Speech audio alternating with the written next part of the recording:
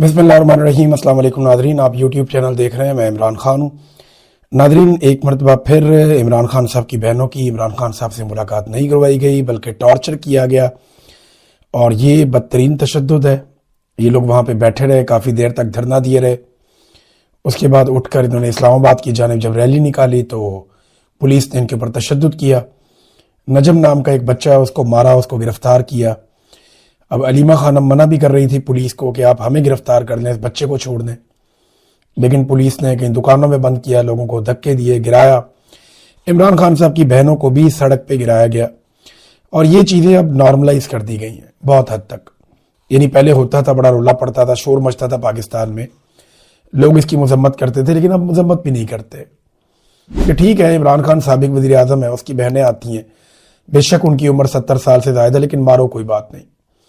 क्योंकि ऐसा दिखाई देता है कि आसिम मुनीर साहब की नज़र में जो इज़्ज़तदार ख़वातीन हैं वो सिर्फ मरियम नवाज़ हैं, बख्तावर है, या उनकी अपनी फैमिली की ख़वातीन हैं, या इज़्ज़तदार जरदारी की बेटियां, नवाज शरीफ की बेटियां।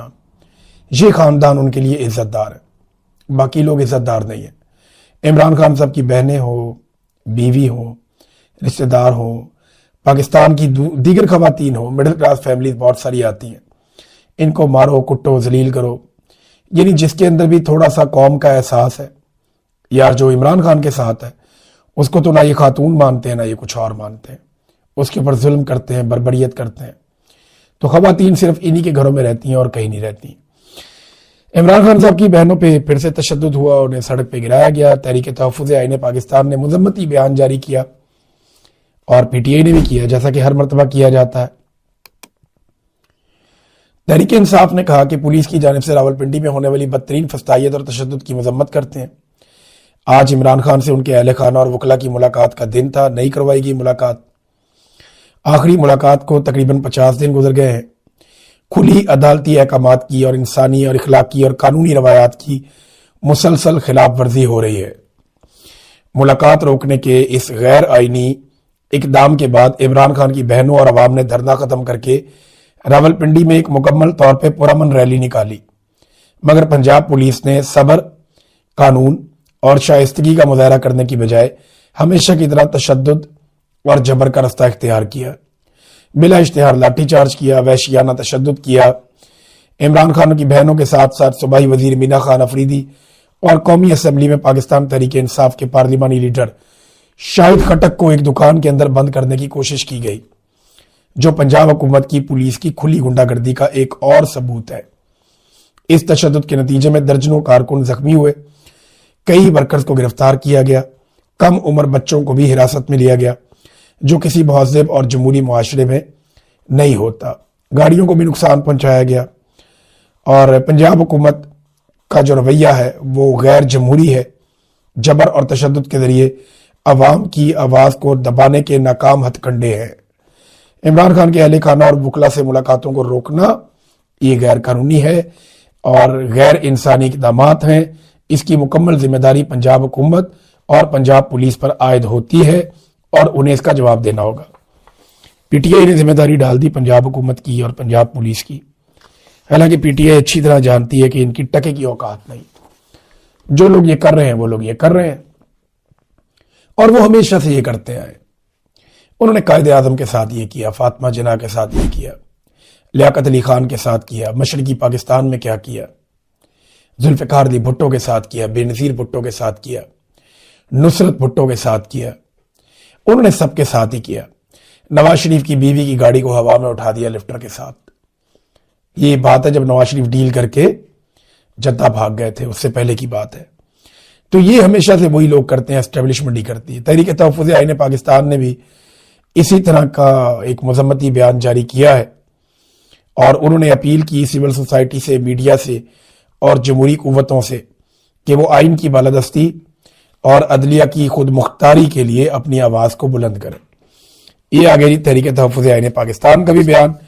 तो ये मामला है और लगातार है, इसमें कोई तब्दीली नहीं आ रही। जबकि ऑपरेशन जो है वो खैबर पख्तूनख्वा में ज़बरदस्ती वफाकी हुकूमत जारी रखे हुए। अब हो ये रहा है कि इन्हें लगता था कि पाकिस्तान तहरीक इंसाफ को ये बर्बाद कर देंगे ऑपरेशन के नतीजे में, लेकिन जिन जिन लोगों को ان کے گھروں سے ان کے علاقوں سے بے دخل کیا جا رہا ہے۔ رستے میں پاکستان تحریک انصاف کے ایم این ایز اور ایم پی ایز کھڑے ہو کر انہیں روکتے ہیں، ان سے پوچھتے ہیں، ان کے حالات دریافت کرتے ہیں اور انہیں اپنی حمایت کی یقین دہانی کرواتے ہیں۔ تو وہ جو ایک بیانیہ یہ بنا رہے تھے، کوشش کر رہے تھے کہ لوگوں کو رسوا کریں گے اور پاکستان تحریک انصاف پہ ڈال دیں گے، وہ یہ کر نہیں پائے۔ ڈاکٹر امجد نے اور کچھ اور دیگر لوگوں نے ایک نقطہ اٹھایا، نقطہ غلط نہیں ہے، دیکھیں یہ لاجیکل اینڈ پہ اگر آپ دیکھیں تو یہ بات کرنا تو خطرناک ہے کہ دہشت گرد صرف قبائلی علاقوں میں آ کے لوگوں کو کیوں مارتے ہیں، شہروں میں کیوں نہیں جاتے؟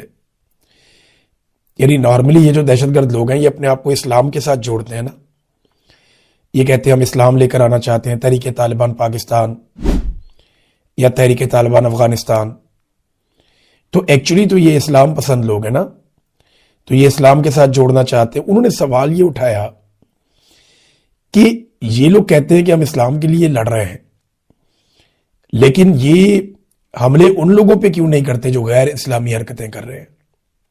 ایک ٹیکنیکلی ایک سوال اٹھایا اور لاجک اسے مانتی بھی ہے، بے شمار ایسی پارٹیاں ہوتی ہیں، ایسی دعوتیں ہوتی ہیں، لیکن وہاں پہ کبھی بھی کسی قسم کا کوئی دہشت گردی کا حملہ نہیں ہوتا، ہونا بھی نہیں چاہیے۔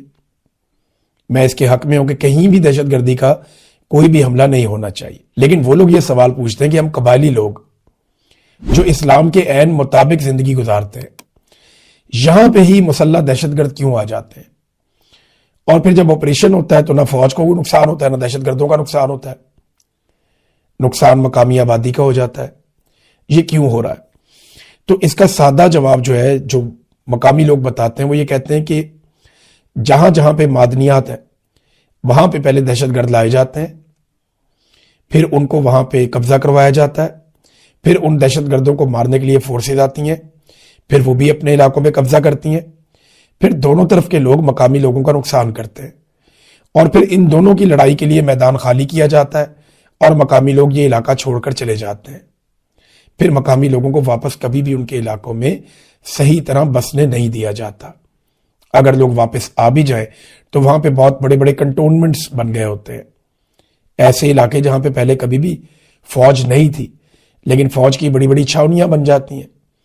سوات میں آپ دیکھیں نا کتنے بڑے پیمانے پہ بن گئی ہیں، اور بہت سارے علاقوں میں آپ دیکھیں جہاں ماضی میں چھاونیاں نہیں تھیں لیکن اب وہاں پہ کنٹونمنٹس موجود ہیں، اور یہ آپریشنز کے بعد ہوا۔ فوج یہ کہتی ہے کہ یہ بہت ضروری ہے، وہ اس لیے کہ یہاں پہ دیر پا امن قائم کرنا ہے۔ مقامی لوگ یہ کہتے ہیں کہ کنٹونمنٹس بننے کے بعد ہمارے وسائل کے اوپر سے ہمارا کنٹرول کم ہو جاتا ہے، اور کنٹرول جو ہے وہ فوج کے پاس چلا جاتا ہے۔ اب تک کے لیے اتنے، اپنا خیال رکھیے گا، اپنے اس چینل کا بھی۔ اللہ حافظ۔